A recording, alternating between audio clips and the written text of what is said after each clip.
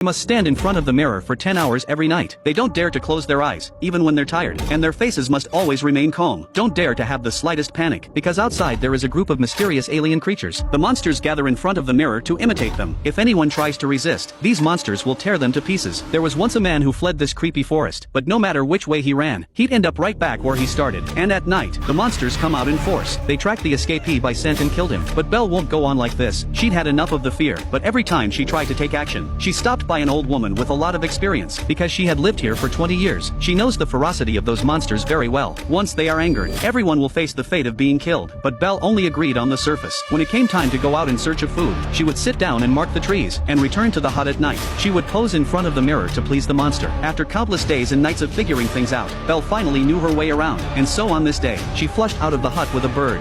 Where you go? Home.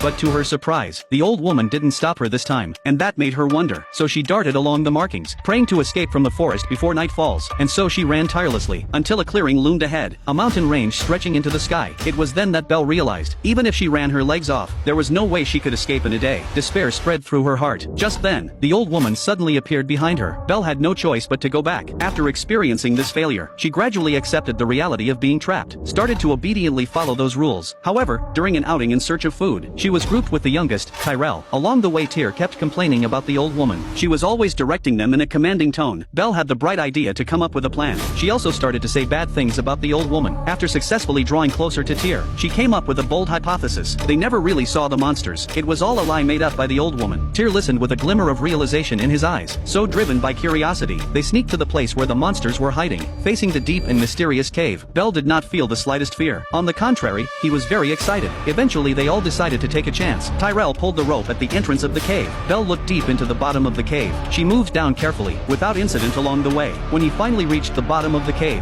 she was surprised to find it empty. There was no sign of monsters. Instead, there were many human tools scattered. Belle didn't think twice, picked some things that might be useful, using the rope to carry them up. Although he had already collected some items, but Belle was not satisfied and wanted to go deeper. But at that moment, a strange noise suddenly came from inside the cave. Belle called out for Tyrell. A weird hand slowly emerged from the cave.